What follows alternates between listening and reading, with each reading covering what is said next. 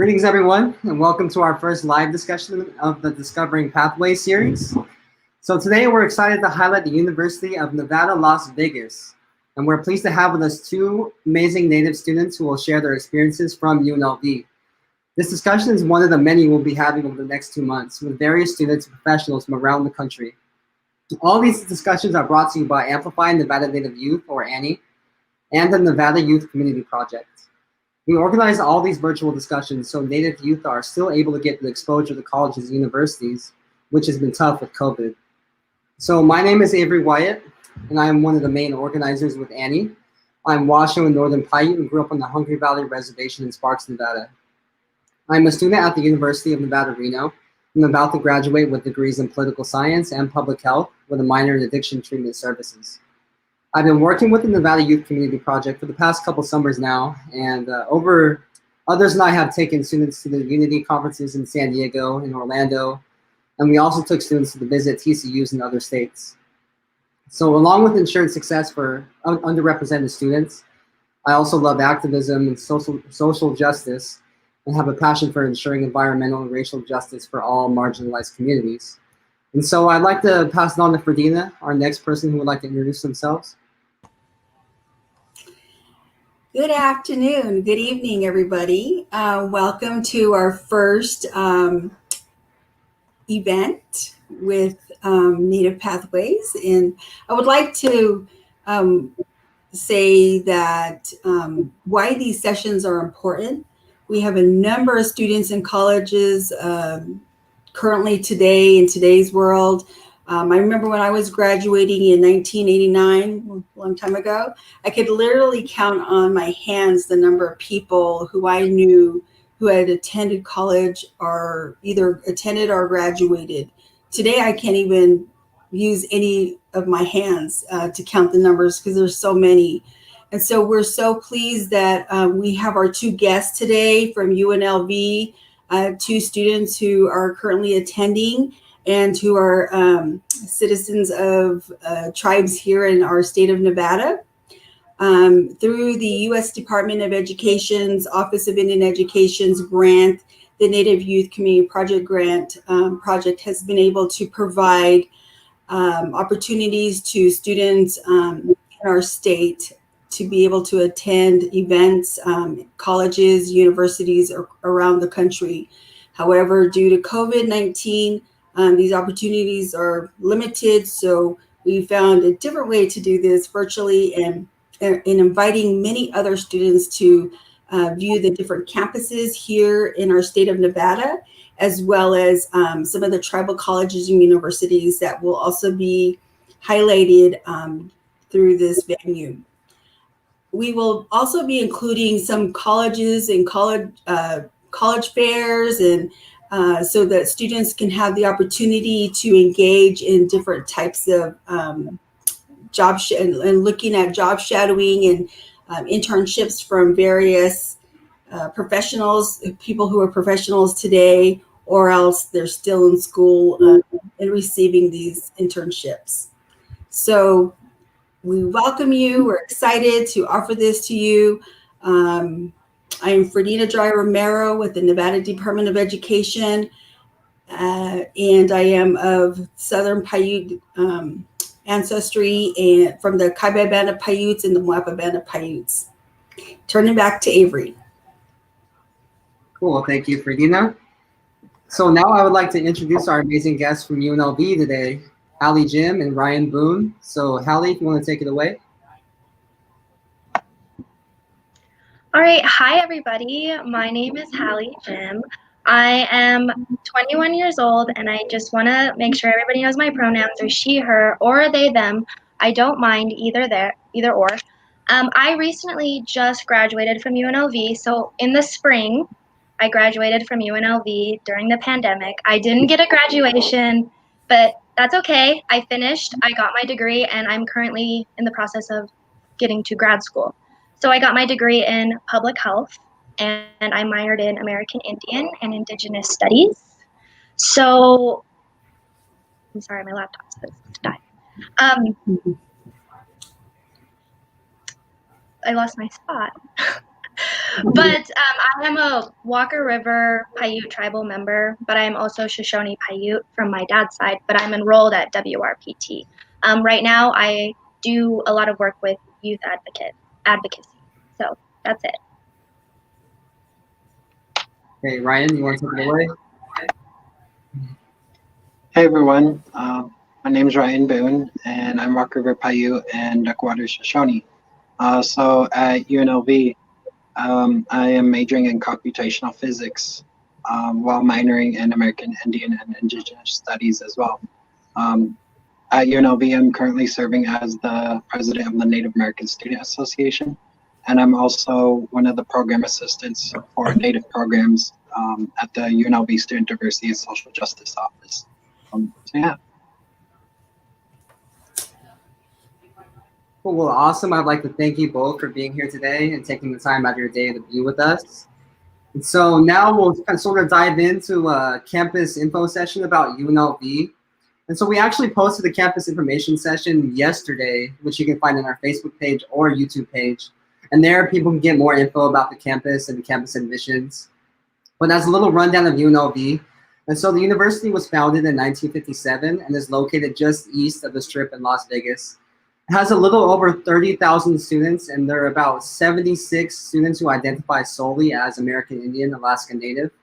But in total, there are about 974 students who identify as American Indian, Alaska Native, along with another race. And so for Native faculty and staff at UNLV, they have around 10 staff. And so now we'll move on to our questions for the day. So all these questions are from prospective Native students or for current or for, sorry. So all these questions are from prospective Native students for our college students that we have here today. And so our first question of the day for our students is, why UNLV? What was it about UNLV and why did it attract you? I guess I could go first. So I guess when I was looking for colleges, I ended up choosing UNLV, not only because it was closer, but also just because, well, I already had a bunch of friends, I'm going to be honest, a bunch of friends that were already going to UNLV.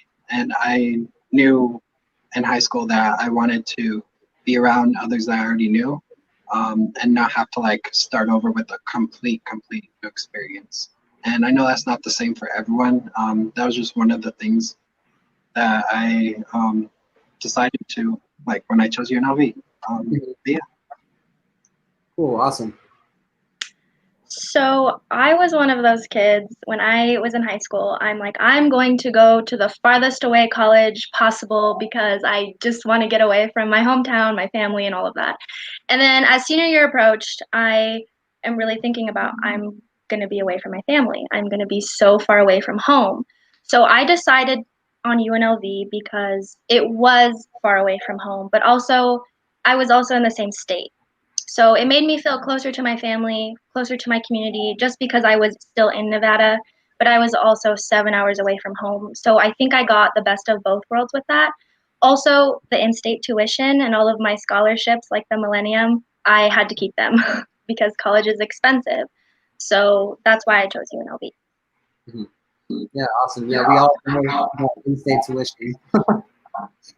And so what were your majors? I know you stated them before, but what were your majors when you were going to school, and why did you choose those majors? I guess I'll go. So I was actually pre-med my first year of school because I wanted to be a doctor, basically. And then I realized that I don't do too well with bodies and things like that. The first time I ever visited a cadaver lab, it was very overwhelming and it was too much. The smell was awful. And I just decided this is not for me. But I still wanted to be in the healthcare field. And then I learned about public health. And there's so many options with public health, and I can still be in the healthcare field with that. As for my minor, Indigenous Studies, it really wasn't a thing at UNLV when I first started. It is very recent that they just started this program. And I learned about it through a professor I had. Her name was Fawn Douglas. And she mentioned that you can minor in Indigenous Studies. And I decided to do that. And there's not a lot of people who are a part of that program. So it was, I really like to study the effects intergenerational trauma has on the public health issues that Native Americans face today. So I think really connecting Indigenous studies and public health really works for what I want to do in the future. So yeah, that's what I studied. Cool. That's awesome. Yeah, I actually I had a similar experience. I started off in anatomy, and then I got to the cadavers, and I couldn't do it. And so They that's smell awful. Yeah, it's bad. Okay, Ryan. Yeah, I'm pretty much in the same boat, not major wise, but switching majors along the way. My first 2 years at UNLV, I was majoring in graphic design, and then I've always knew that I had like a passion too for designing stuff virtually, but when it came to the flip side of meeting deadlines and time management with graphic design, I just felt like that took some of the fun out of it. And so I ended up changing my majors to computational physics, which is quite the change. It's a quite change for me. But yeah, and then earlier this spring, I enrolled in the minor American Indian and Indigenous Studies as well. I'm slipping over my words. But it was between that and also gender and sexuality studies. Both of those I was very interested in taking, but at the same time I already have a lot going on, and so I figured I just need to choose one. I can't be choosing everything. I would if I could. Yeah, no, I feel you. Yeah, well, congratulations to you. We definitely need more natives in STEM. So thank you for being in STEM, and thank you for your major sound really both your majors sound really creative and interesting. But so we're moving on to the next question. So what was the native representation like at UNLV? I would say there are really not that many natives on campus. I mean, when I took my classes, and I was a part of 3 different student associations, and one was NASA, the other was ACES, and then I was also part of the Public Health Student Association. I very rarely ever met any natives unless I was going to a meeting or something, which I rarely did. But really, there's not that many natives at UNLV. I think we need more. Mm-hmm. Yeah, I definitely. agree. Sorry, I interrupted you. No, you're fine. But yeah, I agree. There's around 900 Native students, but you don't really see that when you're walking to your classes like every other day. And if you do want to see that representation, you have to get involved with the student organizations, just like Callie mentioned. Mm-hmm. Yeah, I think a lot of Native students across the U.S. have similar experiences at their universities and colleges too. So I guess that sort of brings up the question of what was it like to be Native at UNLV? So you've already mentioned how it felt isolating in some way. And so what was it like, and how did you deal with that isolation? My first year at UNLV, I was very lonely, very homesick. I dealt with it really. I talked to my family a lot. I know I stayed in contact, whether it was a phone call, FaceTime, or they came and visited me. I did make friends. So if you're feeling isolated, if you're feeling lonely at college, and it may seem scary to go out and meet new people, but that's just what you have to do. You have to put yourself out there, whether it's in your classes, whether it's a student organization. You have to step outside your comfort zone and go make friends, because college is where you're going to meet those people that are just like you. And I struggled with that in high school. A lot of people that I went to high school with are not into like activism type things. They don't relate to me because I like public health and I like Indigenous studies. I like history. I didn't have a lot of friends in high school that like the same things as me. But when you get to college, you're going to meet those people, and it's going to be awesome because those are lifelong friends. So I dealt with isolation by just putting myself out there, being social, and just meeting new people. Mm-hmm. Ryan? Yeah, so I'm sorry, what was the question again? Oh, it was, so basically I know a lot of Native students feel isolation at universities. So how did you deal with that isolation? What sort of resources did you seek out? Was there a certain place or spot on campus where you felt more connected? Gotcha. I kind of had a different experience. There's a story, brief story. I really love telling this story because it's crazy. Um, so I wasn't always in tune with like my native roots, and it wasn't until like senior year of high school and then going into college that I was. And I have this really great friend. Her name is Paloma Marcos, and I remember before I was even involved with anything, she chased me down the hallway in my high school and chased me into my Spanish class and told me about NASA. And, you know, I like to think if it wasn't for that, I probably wouldn't be as involved or here where I am today. But following that, I've been pretty engaged, you know, from the start of attending UNLV in fall 2017. As far as I can remember, I've been treasurer before I became president. And so I've been pretty engaged. I think that's allowed me to not feel so isolated, being able to hang out with other natives on campus. So, yeah. Mm-hmm. I was going to say something. I want people to, and I know there's a lot of young people listening to this who are on their way to, you know, college eventually. How important is it? I mean, I think you kind of touched on it a lot, Ryan, about, you know, the importance of being a part of a club or an organization or doing outside curricula things that doesn't really necessarily are in the classroom. Because I know I found that was really important for me when I was a student.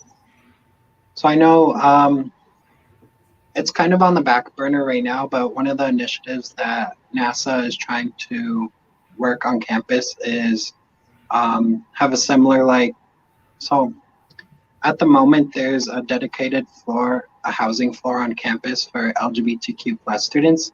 And one of the things we're thinking about and trying to advocate for is to have a floor dedicated to Native students as well. One of the reasons behind that is because, you know, we recognize it's going to be difficult at times, especially for natives coming off the reservation, if they were to come to UNLV, being so far away from home. There's that homesickness, and if you're not really connected with these organizations or with other natives on campus, it can take a toll on you sometimes.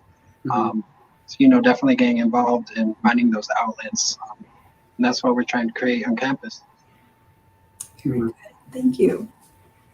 Yeah, thank you. Yeah, so it sounds like sort of opening yourself up, meeting new people, getting involved is the best way to go, especially when you're feeling isolation at a campus that isn't near your home or somewhere that's out of state. But so do any of you remember the application process when applying to UNLV? So if you do, like, did you face any struggles or what resources did you seek in order to apply? I had to ask my sister this question because she applied to UNLV last fall, whereas for me, it's, I guess, nearly 3 years now. So that's why I asked her the question, because I honestly couldn't remember that well. But she said it was pretty easy. I think that, you know, when you end up applying through UNLV, I believe it's like you set up an account through my UNLV, and then it's pretty much a step-by-step process. It's very clear on what you need to do. From what I remember, yeah, I think it was 3 years ago for me now. It wasn't too complicated because I had a lot of people help me. So I graduated from Pyramid Lake Junior Senior High School, and I had amazing teachers who were there to support me and help me and write recommendation letters for me. And the hardest part about applying for college my first year was the FAFSA, because I had no clue what I was doing. I had nobody to help me, and it was really confusing because it's a lot of information that you have to put in, that you have to know. But once I did it my first year, then it got easier. But the application process was not hard because I had teachers and other people there to help me through that process. Yeah, those outside are always good. So I know we already sort of talked about this about moving away to college. So if you, I know well, Hallie moved away. Ryan, you were sort of in Vegas already, from what I've heard. But so for Hallie then, so how did you cope with that transition? And what sort of things helped you when moving away? So, yeah, I was pretty far away and I did not know anyone at this school. I had no friends, I had no family in Vegas. So, I made friends. I think that's really what helped me cope the most with just moving far away. You have to make friends, just somebody to talk to. And you're gonna have those nights where you're like, I want to quit. I want to go home because this is too much. It's too far away. I miss my family. But just know that home is always going to be there. Home is always home. But if you quit now, if you drop out of school just because you get lonely, just because you're far away, then it's going to be harder to get back there. So just remember that home is always home. And I think that's what got me through. I would always be talking to my grandparents. They would tell me, same things happening here. Nothing new. So stay there and finish strong. Yeah, yeah, family is first. And that's one thing that other people told me too, is that yeah, home is always going to be there. The res is always going to be there. So go out and venture, explore. That's the best way to go. Um, so let me see what question is next. So many students endure challenges while in school. So what was the biggest challenge you had while at UNLV, and how did you overcome it? The biggest challenge I faced would have to be I had to discipline myself, really. So my first year of school, it was so easy to just say, oh, I'll just go to class tomorrow. I'll just do this tomorrow. And that's a bad habit to form because it'll carry on and it'll really affect you, even though you think it's not going to matter too much just because you miss a class or because you didn't study for this test. It will impact you in the long run. So I think going through that and just having to make sure I'm going to my classes because I'm paying for them, studying because if I don't, I'm going to fail this test, or going to meetings and things just so I can stay involved. It was basically growing up. Mm-hmm. Yeah, it's like especially what you brought up, holding yourself accountable. I know like you don't have the same restrictions or the same or similar rules that you do in high school. Like, one of the things that comes to my mind is if you need to go to the bathroom, you just get up and go. You don't have to ask the teacher. There's no bathroom pass. Same like attending class and leaving class. You could come in anytime, leave at anytime. Of course, some professors count attendance, some don't. But it really is that holding yourself accountable and time management too. That's, it's a big concept, time management, but at its core, you just have to recognize like, what are you doing at the moment? Like, are you putting so much on yourself right now, getting really involved with on-campus organizations? You already have all your classes. Are you also having a job as well? Like, you have to really find the time to figure out what things do you need to focus on at the moment and what things can be focused on later. And I think that's one of the biggest challenges that I faced and that many others face, especially when you're a freshman coming to college for the first time. As time goes on, like you start to learn these things and it just starts to, I don't know, for lack of better words, it's like at the back of your head now, but it's always still there, Mm-hmm. Yeah, no, I agree. I went through the same exact process my freshman year. In my freshman and my sophomore year, actually, I did horrible, which is the whole reason why I'm still in college to this day, going into my 6th year.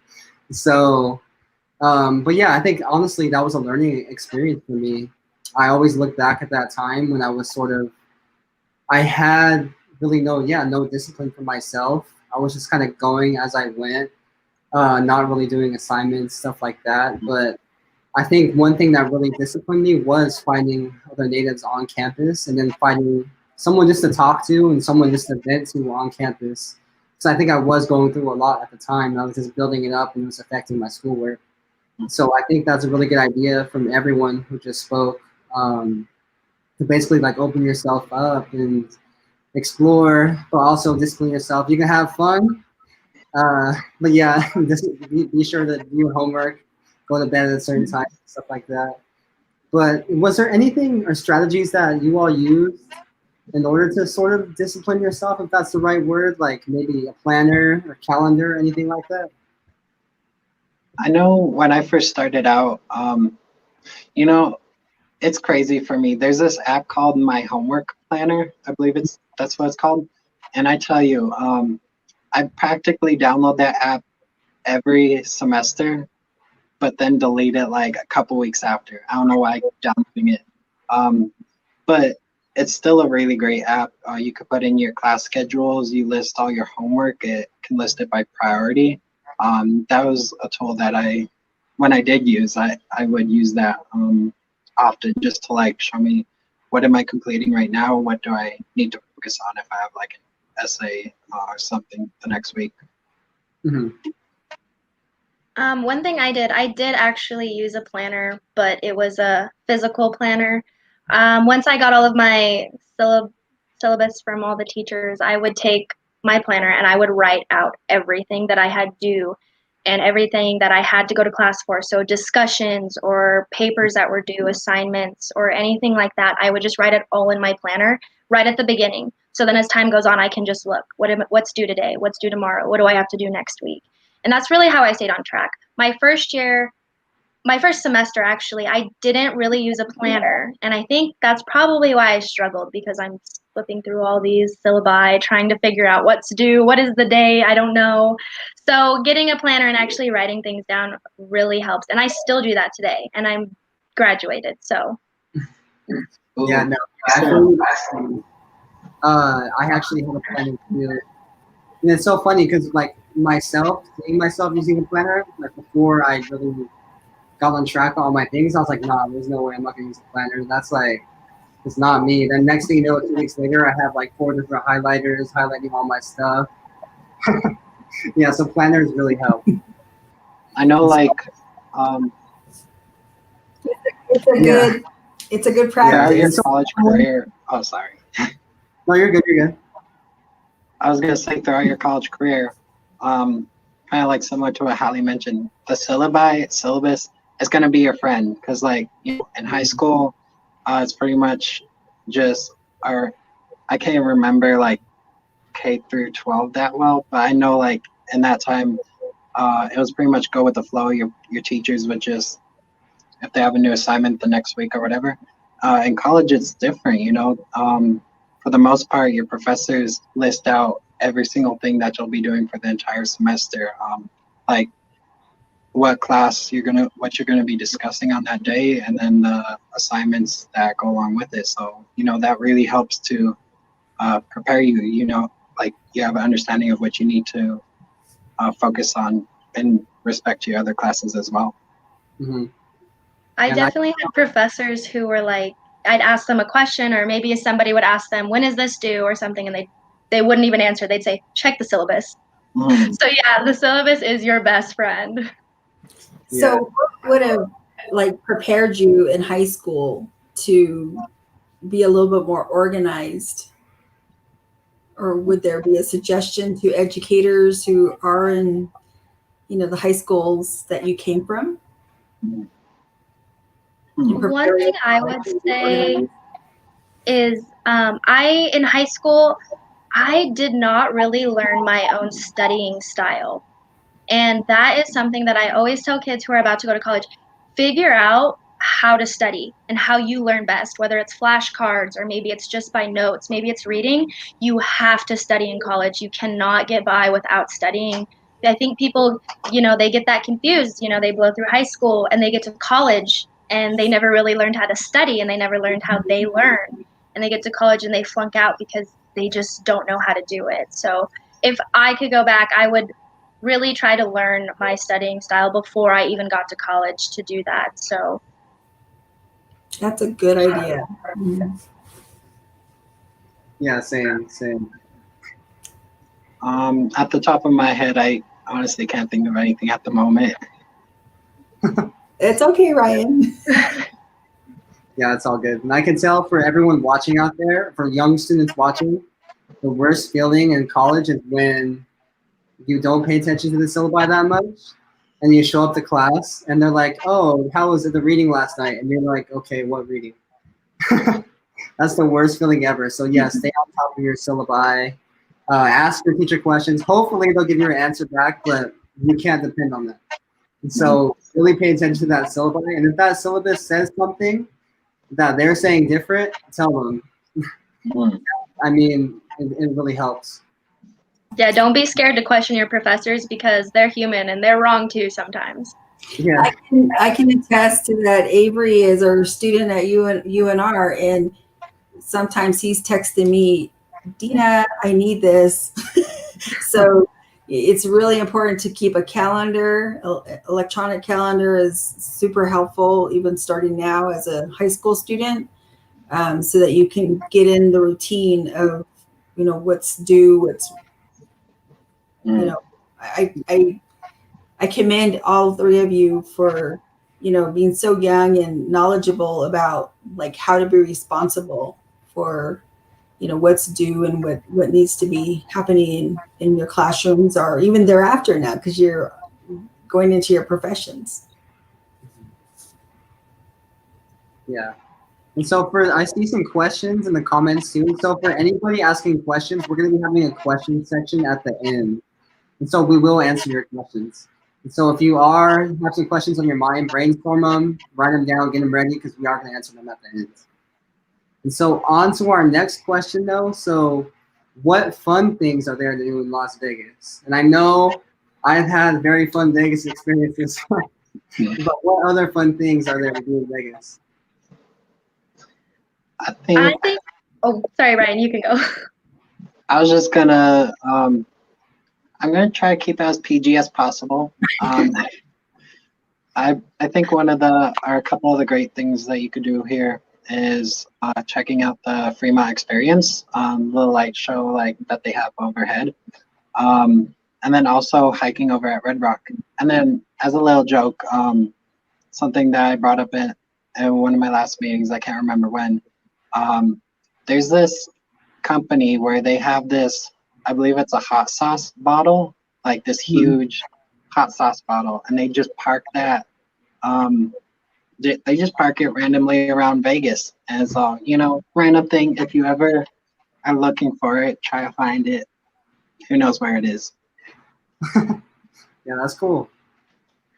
Yeah, I know Vegas has a bad rep. When I first went there, my family's like, "You're going to Vegas." But really, it's not what everybody thinks when you actually live there. Like, it's not a bunch of partying and tourists. There's actually a lot to do in Vegas that does not have to do with any of that stuff, actually. I go hiking a lot. Like Ryan said, Red Rock, it's beautiful. And I go there a lot. You can just go down, maybe the Strip, maybe Fremont. There's always things to do that don't require you to be, participating in illegal activities if you're underage. There's always stuff going on. There's always concerts. I'm a big concert girl, so I love to go to concerts, whether it's country or rap or anything. I love to go. And there's even free concerts on the Fremont Street. There's a lot to do. Another thing that I actually like to do is to go see the botanical gardens at the Bellagio, because they change it every season and it's pretty and it's free. You can just go in there and look around, and I really like flowers, so I think it's amazing to go in there and see how they're able to make that out of plants. So yeah, I mean, Vegas is so much more than just the Strip and what people think it is. There's a lot to do there because it is a city and there's always stuff going on. And if you go to Red Rock, make sure you have your tribal ID. Yes, you get them for free. Yeah. Some of the couple low-key type of things I think to do in Vegas, if you ever find yourself, I believe it's closer towards Henderson, but kind of like South Vegas, not too far up Henderson. Sunrise Cafe and Sunset Park. Sunset Park is really beautiful, and then Sunrise Cafe, they have great drinks there. So it's not so much Vegas. You can go to a park and a coffee shop pretty much anywhere. But I think it's a good spot to visit. I actually live right next to Sunset Park, and it is a very nice park. There's so much to do: volleyball, like beach volleyball, basketball courts. You can walk your dog. There's like a dirt trail. There's just so much to do there. Yeah, there's actually a lot of parks in Las Vegas, even though it is the desert and you think it's just the city. There's actually a lot of nice parks there and a lot of different food places to go because there's so many different people from all over. I would say Vegas is one of the best places to try to find a different food that you like because there's so much variety there because everybody's different. Yeah, no, I definitely want to explore the cool side of Vegas too, things like Red Rock. They even had a zoo. I think it was a zoo out near Red Rock one time too. I'm not sure if it was there or where, but yeah, that was pretty cool. But yeah, there's a lot to do in Vegas. And now we'll move on to my favorite native question. So, how was the food on or near campus? I feel like Hallie's face pretty much said it. I want to say it's abysmal. You have your fast food chains in the student union, like Panda Express, Soho, Subway. My go-to is Panda Express, but yeah, I mean, it's there. Yeah. I feel like everyone has the same experience with like college cafeterias. I only ate in the dining commons my first semester at UNLV. And when you tour there, they make it sound so awesome. And you're like, I'm going to have all these choices. And you really don't have that many choices.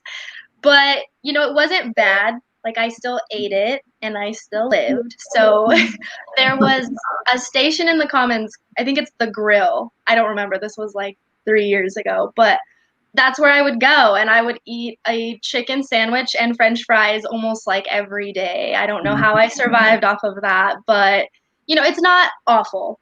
Like if you're hungry and you have nowhere else to go, I mean, it'll suffice. Like you'll be okay if you eat it. It's not the best food, but it'll work. Especially if you have that 3-hour break in between your classes, like those chicken tenders at Steak and Shake are gonna start to look good. Yeah, there's definitely a lot of choices around campus as well. I like to go to Chipotle because it was right across the street. But there's also like Einstein, Starbucks, probably anything you want, they got it around campus.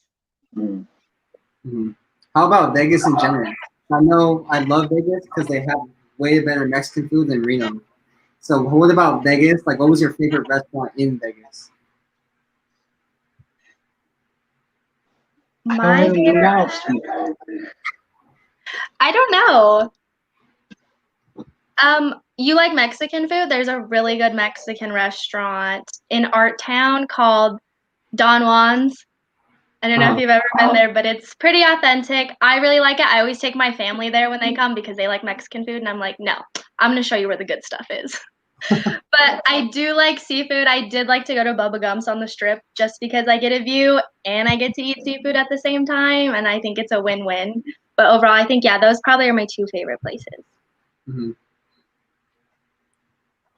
So speaking about the Strip, what has it been like since the COVID?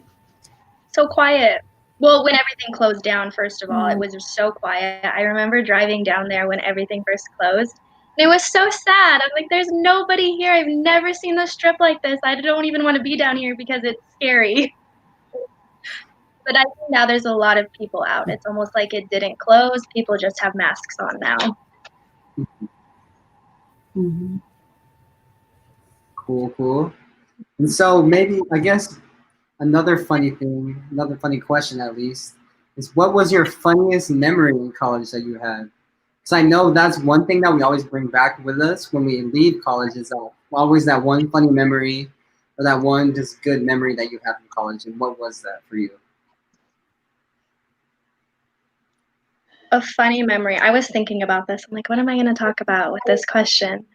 But last semester, I remember, and this just stuck out to me because I felt so dumb afterwards.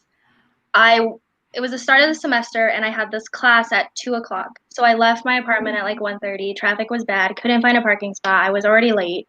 So I'm running to this building, and I get into the classroom. Class has already started. I just move into the back, and then the teacher calls me out for being late, which they do that. Mhm. But I was fine with it. And I sat in there for a good 20, 30 minutes. And then I'm realizing this professor's talking about graphic design. And I am not a graphic design major. And I check my schedule. And I was in the wrong classroom for 30 minutes, acting like I was part of this class. And I walk out and I'm like, sorry, this is the wrong class. It was a lot of people too. It was like maybe 50 people in that classroom. And I just get up and walk out and they just look at me. And then I'm late anyway to my other class. And I had to tell the professor, well, I sat in the wrong classroom for 30 minutes. I'm sorry I'm late. But that's actually happened a few times to me. So don't feel bad if you get everything mixed up, because I was a senior then and it still happened to me. Yeah, I'm pretty sure that happens to everybody. I think I had the same experience, but I didn't leave. I was like too shy to leave because the door was at the very front, so I just enjoyed this random class for a whole hour. Well, how about you, Ryan? What was your funniest experience? I would have to say it happened last semester for me as well. I took a winter camping class, and we ended up going to. I'm spacing on it. I believe it starts with an M. It's in California. These mountains, like kind of near Nevada and California. I don't know. Anyways, so we're going up to. We already have our camping site, but now we're going up to go hiking in the snow, and our truck gets stuck in the snow. And you might think it's something sad or something worrisome to happen, but after it happened, it was just funny. We spent a good hour to 2 hours trying to dig out that truck, and at the end of it, it was just, I think it was more of a bonding time than the rest of the trip, because you don't really get to know someone until you're spending 2 hours digging out a truck out of the snow with them. I will say that. Yeah. But it was really fun, and funny too. Things happen. We ended up not going hiking in the snow anymore, but it was still a great experience. Yeah, the best experiences bring out the best relationships. And what was the class you said you took again? I'm sorry? What was the class you said you took that went there? It was Winter Camping 101. So like UNLV, they offer, they call them PEX classes. And so I took that class because I just need the extra credit bump to maintain my 12 credits for FAFSA, which that's something you can do. Like, it probably won't happen your first few semesters as a student, but like the further on you get, you might notice like you might have 10 credits or 11 credits, and you might want to get that extra bump to reach those 12 credits. And I think PX classes are a great way to do that because those classes are typically 1 or 2 credits. And there's a variety of them, from like yoga, jogging, winter camping, even canoeing. Oh, dang. That sounds really cool, winter camping. Do they have summer camping? I think so. That'd be cool. Okay, so yeah, those are all really cool. Those are actually brings up a good point that colleges do have very interesting classes that you would never think they would have. And so that brings us into our next question, which is, so for future Indigenous college students, what's one piece of advice or just advice in general that you would give to them? I would say, because my major, I guess it depends on your major, but my major, I had no Native kids in my class. And also I'm a female. And in public health, they always talk about the people who struggle the most. And Native Americans are in the top of the categories a lot of times for a lot of public health issues. And there will be those people in your classes that are going to speak over you, and they're going to act like they know where you come from and what you've been through. And my biggest piece of advice to give somebody who has to deal with that, stay calm, but also educate your classmates, your peers, and your professors as you go, because that's what I had to do. I was in a major full of a lot of males, and they like to speak over me, and they like to tell me what they think about where I come from or what I do. But I had to stay calm. It's a safe environment, and sometimes people just don't know. And not that it's your job to educate people on where you come from, but if you want them to learn and be an ally, you definitely have to share your experiences in a polite manner and show people that we're a lot more than the stereotypes of what we have come from or what people know about us, because a lot of people still don't even know we exist. I had a guy in one of my classes ask if Native Americans actually have social security numbers because we're not actual citizens. And although I wanted to, scream and be like, yes, we are, we were the first ones here, I had to just be like, no, like, this is how it is. Yes, we do have social security numbers. We pay taxes. We do this kind of thing. But I would say just, keep your cool, because people are going to tell you what they think. But you can also tell them what you think as well. Mhm. I think ultimately, well, my advice would be, I'm a little all over the place. Apologies. So I guess it's unfortunate to say there's a statistic, and that statistic is basically saying the higher, like each grade higher a Native student goes, the likelihood that they will drop out increases. Which is very unfortunate. And my advice is to break the statistic. It's not always going to be easy. It's not always going to be fun. There's going to be difficult times along the way. But likewise, there will be fun times. There will be great people that you'll meet. And like I mentioned, that winter camping trip that I took, you'll have opportunities to make great memories. And you just got to push. It's college, it's fun, it's hard, it's so many things. You just gotta get through it, seek any resources, seek any help. Communication is a big thing too. Reaching out to your professors, sitting down with them, it's not like high school. It's not like at the end of the day, it's over. Your professors, they'll have office hours and you can actually sit down with them, talk about your grades, talk about what you need to be doing, going to various resources like the Academic Success Center, reaching out to having a tutor. There's tutoring available on campus. Just, ultimately taking every chance you have to make it easier for you. If you don't reach out to these resources, if you isolate yourself, ultimately, it's going to be a difficult experience. So you have to put in the work too, so you can get through it. Mhm. Yeah, thank you so much for that advice. That's all really good advice that I wish I had as a younger student going into college. And I'm pretty sure a lot of you listening right now, it's very beneficial for them. It will be beneficial for them when they get to school. And so now we'll move on to one of our last questions. And it's also a question that was brought up in the comments. And so, what is the thing you're most thankful about or appreciate about your college experience? So my biggest fear when I got to college was that I wasn't going to learn anything. So I go to these classes and I'm like, well, I kind of already know this, or I thought I did. So I'm really thankful right now that I have the professors that I did have. So in the Indigenous Studies minor, all of my professors were Native. So that was awesome, because I don't agree that you can be an expert in somebody else's culture and know everything about it, because if you aren't that race or that ethnicity, you don't really know what it's like to be that person. So I'm thankful that I had the professors who were able to teach me what I wanted to do. And also, I still keep in contact with a lot of the professors that I had. So I'm thankful that they wanted to take the time to get to know me. And then also, they saw something in me as well. They saw that I had potential and that I wanted to go places. And like I said, I still keep in contact with them. I get reference letters from them. So yeah, overall, I'm thankful that I had the professors and the resources that I did through college, and that I actually did learn a thing or two. Mm-hmm.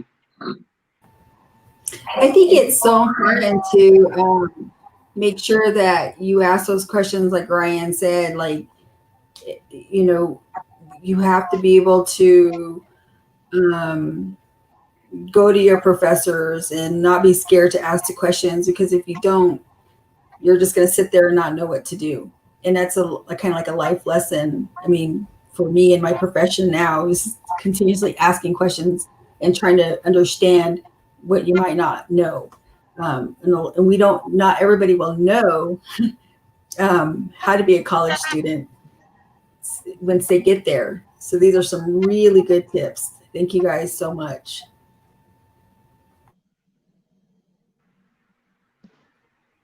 Okay, Ryan, what was your thing you're most thankful about for college? Um,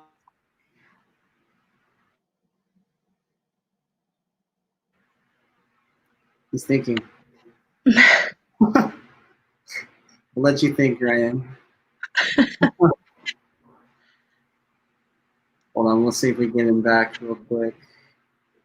Thankful about. Can I just check really quick? Can y'all hear me? Okay, Yeah, just checking. I would hate to like speak and have y'all not hear me. No, you're I would say I'm most thankful about the connections I've made along the way. I've talked a bit about it already, but you know, getting involved with the Native student organizations and you know, I'm friends with the Native faculty as well. It's just being able to form those connections along the way. I think that's what I'm most thankful about. It just makes the experience so much more meaningful. Mm-hmm. Yeah, those connections made with people. I believe all the connections I made with people since my freshman year, we're still keeping up with each other. Even just connections that I'll meet people for like one time for like a second, and we're still like keeping up on like social media and stuff. So yeah, the connections are all really important, especially when at college. And so our next question from our watchers or listeners. And so as a parent, what advice do y'all have for, say, other parents in preparation for students for college? Or like while their students are in college, what sort of advice do you have for them or to give them? I would say, I think when there's a parent and their kid is going off to school, it's a sad moment, and the parent wants to be there and they want to make sure that they can still parent their kid while they're at school. My advice would be check on your kid, but just don't be overbearing because that can just push them away. It can annoy them, but they do need their parents. They're always going to need their parents. So don't ever think that your kid, just because they haven't answered your call or maybe replied to a text, that they don't care about what you feel. They do. It's just don't be overbearing, because I know some parents can be that way. But like, you have to give them a chance to grow, to be on their own, because that's what college is for. It's to grow up a little bit and be able to do things on your own. And some parents, they struggle with that at first, but they do get the hang of it. Mm-hmm. Did you have an answer for that? No, I agree with Hallie. You know, just being able to form that support system back home. You know, if I guess how to put it. Well, you know, since I live in Vegas and I attend UNLV, which is in Vegas, I never had a situation where I had to move away from home. So of course I can't really speak on that. But I can just imagine, you know, if your child is, you know, in a different state or if they're in a different city, just being able to like not only have your parents have that support system back home, but also have your entire family, you know, knowing that they're there for you, and that, you know, at a moment's like text message or whatever, that they'll be there to respond, you know? Mm-hmm. Yeah. I know parents. That's a huge. Well, it's actually thank you, Sandra, for asking that question, because I know parents are always wondering about their students when they're at college, and it's hard because I mean, you really grow up with your parents most of your life or your guardians, and then when you leave, I mean, I just dropped my sister off at school, and me, I'm not even her parent or guardian, but you still feel like, okay, well, I need to like text her. What's she doing right now? Is she good? But yeah, I definitely thank you, Sandra, for that question. And so our next question is from Jared Work. So what are both of your plans after college? So now that I'm done, I still want to continue to work with kids. So like I said, I'm moving more into being a youth advocate. But I do want to continue on to grad school, and I want to get my MPH. I want to continue on with public health. That's my passion, and I found it in college, and that's what you do in college. You find what you're passionate about. And I'm very passionate about public health. Eventually, I want to be able to become a community outreach coordinator, focusing on injury prevention and control, narrowing down on suicide prevention. Mental health is something that I'm very, very passionate about, and it's a huge problem in Indian country. I feel like a lot of people don't want to talk about it. It's a very touchy subject. And I want to try to shift that. I want to make it so it's not a touchy subject. If you need help, you should be able to say, I need help, and then go get it. Actually, undergrad, I had to do a project finishing my my undergrad project, and I created a mini documentary on the suicide epidemic within Nevada borders, focusing on Indigenous people. So my future goals are to become a community outreach coordinator and work with Indigenous youth and really probably implement culture-based interventions that help kids understand where they come from, who they really are. Because when Indigenous kids practice culture, or whether it's their language or they dance or anything else, they're just connected to their community, they're less likely to develop mental health issues. So that's really what I am focusing on now that I am graduated.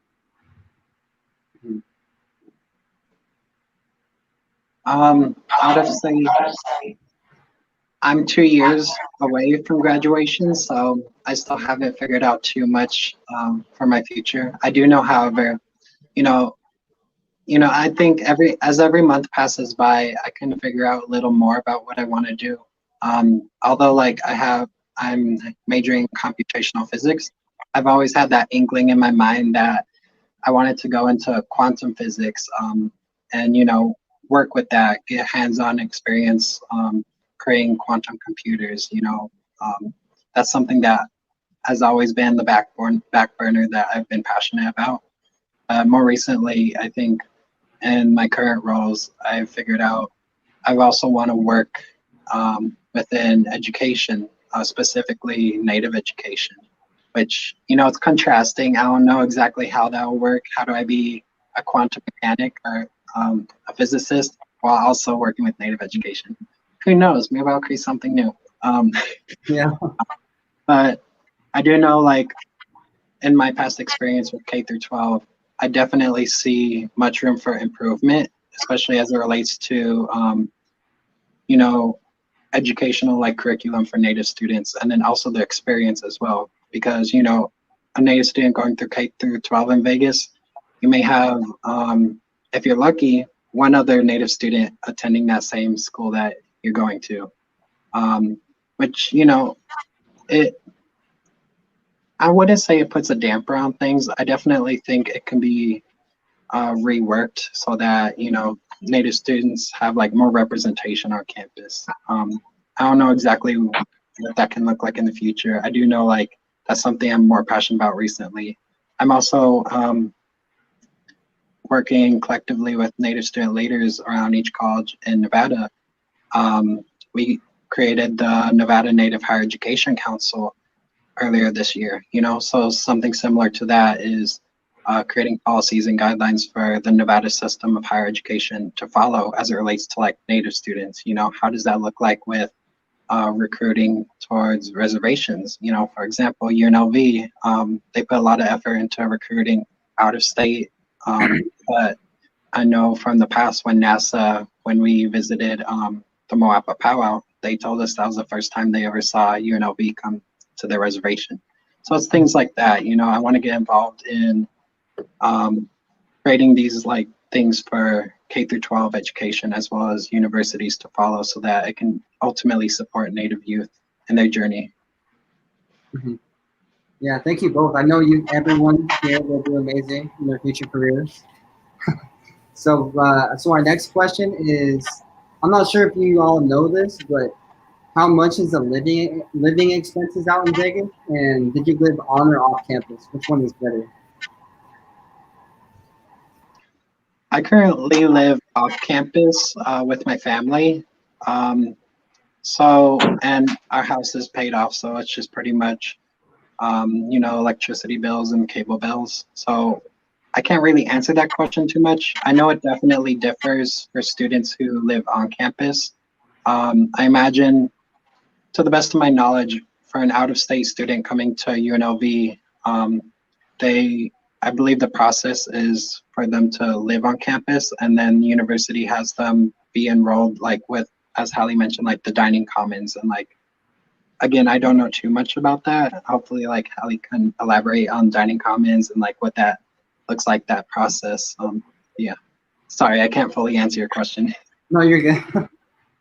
So my first year, I was in the dorms, and all together, plus tuition, plus room and board, and my meal plan and everything, it was almost 10,000 for the whole year. So your room and board and the meal plan is probably going to be around 5,000 if you're in the dorms, and then the other 5,000 would be tuition. Right now, I moved off of campus after my first year, and living on campus, it's going to be cheaper, and it's going to be better if you don't have a car or you don't have transportation and things like that, because you're still more connected. You don't have an excuse to be late for classes because you're right there. But I think as time goes on, it's nice to move off of campus. It's good to start there. Don't get me wrong. It's very good to start there because that's where you're going to meet all your friends or people that you want to hang out with, is definitely in the dorms if you're not from that school. So living in the dorms your first year, maybe your first couple years, that's okay, and it's going to be easier and it's going to be cheaper. And if the time comes where you want to move off campus, you can always find an apartment, but there's also student apartments for upperclassmen. And I have friends that live in these apartments, and it's still like living on your own, like having your own apartment and being out of the dorms. So really, I think it's just going to depend on you and what you like. Maybe you like having a roommate, maybe you hate it. There's always those people that, they like it or they hate it, or maybe they just don't know. But living in the dorms is cheaper. Recently, I've been looking into apartments so that I can move closer to campus, still living off campus. And I know like some of the base rents have, well, how to put it, if you are gonna have 2 bedrooms, 1 bathroom, or 2 bedroom, 2 bathrooms, apartments in Vegas, close to be at least, I've seen those range from about 800 to 1,000-ish. Of course, the price decreases like the more bedrooms you have, essentially the more roommates you have, and then also the cost would be split up smaller. I hope that kind of offers a little insight. I'm still learning into that like aspect as well, but yeah. Yeah, no, that gave me insight too. So I know people from Vegas have told me too that their bus system is pretty good. And so, like, if you don't have a car and you need transportation, I know just getting a bus pass and getting around everywhere is pretty good too. Mm-hmm. And so, there's discounted bus passes for students. Mm-hmm. Okay, cool. Keep that in mind for everybody. And so, for our next question, what support is offered to Native students, and is there any place for the Native community on the campus to get to know each other? So I guess I can start. Yeah. So I guess in terms of like what support is offered for Native students on campus, it depends on exactly what you're looking for. I know the American Indian Alliance, which is Native faculty on campus, they have a scholarship or a grant, I believe it is, for Native students. So you can apply for that, and that can help out in like funding towards your tuition or your textbooks, whatever you need that to go to. More towards like programmatic pieces and involvement. As I mentioned, the Student Diversity and Social Justice Office. It's an office dedicated to identity-based groups on campus. And so within the Native American programs team, a lot of the events that we end up doing are focused on creating those events like where Native students can come together, like Indigenous socials, for example, where they can just hang out, get to know each other. Otherwise, there's other events related to like education, history, so that we can like not only bring Native students together, but also to educate non-Native students as well on Native culture, and more like more involvement based. The Native American Student Association is a great way to get various support or get involved too. I know in the past, when students reach out to us, like say we had a student in the past, excuse me, they said that they were having trouble getting to school, and they asked us if there's a way that we could help them. And so one of the ways is, buying them a bus pass, So really it's just reaching out, expressing your concerns, if NASA can't help out in one way, maybe it could be passed on to Native American Programs team at SDSJ, otherwise the American Indian Alliance. And there's also plenty of opportunities to like NASA's annual powwow, which is going to be virtual this semester, so something to look out for. We also have our Miss Native UNLV pageant, and I believe this semester we'll also be including Mr. Native UNLV pageant as well. Oh, sweet. Yeah. Cool. And, Hallie, did you have anything to add to that? I think he covered all of it. When I first started, when I first started at UNLV, I was a part of NASA, but it was almost like I didn't want to go to the meetings because I was too shy. But I did go to a few, and I did meet a lot of nice people that I still keep in contact with today. So I was busy because I was a part of all of these other student associations, and when I could go to a meeting my first few years, I would. And everyone's super nice. All of the Native people that I have met, including the professors at UNLV, extremely welcoming, very nice. Never feel like you are too scared or shy to go meet them because they're gonna treat you just like one of their own because you are. Oh, and there's a lot of opportunities too for like attending conferences, internships, for example. I know, Hallie, you might be able to talk more about this, like in terms of ACES and the various internships that can be associated with that. I know in the past with NASA, at least, for students that are currently engaged, they have the opportunity to attend conferences. I can't remember the name of the conference, but it was in Orlando a couple years ago, and Orlando, Florida. And it's just opportunities like that where if you want that experience, if you want to attend these conferences, it's available. You just have to be involved and communicate that. Yeah, definitely. ACES, we started ACES, I want to say maybe almost 2 years ago now. We started it, so it's still fairly new. But when we did, it was me, Paloma, and her sister, and we were, first of all, you have to try to find somebody who can be your advisor. So we had a Native professor there named Josh, and he helped us get everything started. And one of the main things we go over is like, well, what are your majors and what are conferences that you want to go to, because this is where the funding is going to go, because it's going to be for you guys and what you want to do. So yeah, if you get involved in these programs, you want to know what you want to do and search up what it is. Maybe there's a conference for whatever it is that you're majoring in that's huge and has so many connections, but you want to be able to know that you can get to those places. But it's going to be up to you to figure out what it is exactly that you want to do and what you want to be a part of, because someone can't tell you that there's this conference maybe you want to go, and it'd be pointless because that's not your major. So my advice is, yeah, figure out what it is you want to do, get a part of these organizations, and you can get all of these connections and opportunities. Mm-hmm. Yeah, thank you so much for that advice. I know this is very helpful for everybody.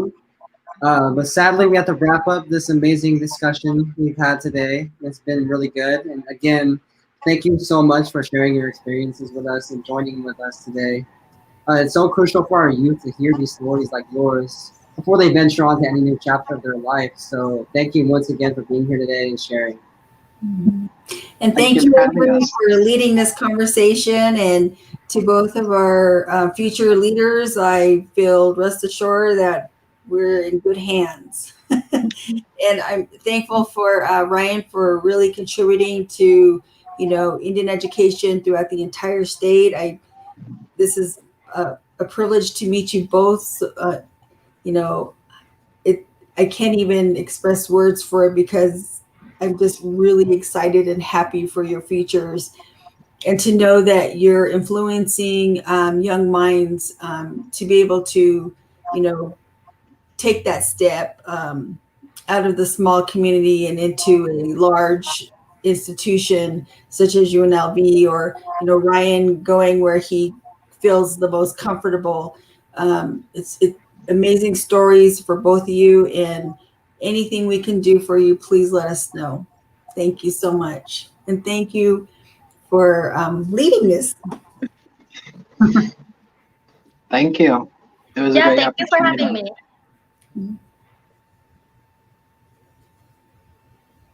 Cool. So that brings us to the closing of this discussion, and we'd like to thank everybody for watching today. And so we'd like to remind everybody, so there is a UNLV campus info session on our YouTube page and also on our Facebook page that everyone can watch to get a little more info about UNLV. And also, so this Thursday, we're going to be having a UNR campus info session that will be posted on our page and YouTube page. And also on Friday at 6 p.m., we're going to be having the same discussion, but with UNR students. And in the future, next week, we're going to be featuring some students from Illuminatives and CNA. And we hope to just continue this until the end of September, and maybe even longer than that with the discussions with college students. And so thank you again so much for being here today, and we'll see you Friday at 6 p.m. See you later. Thank you.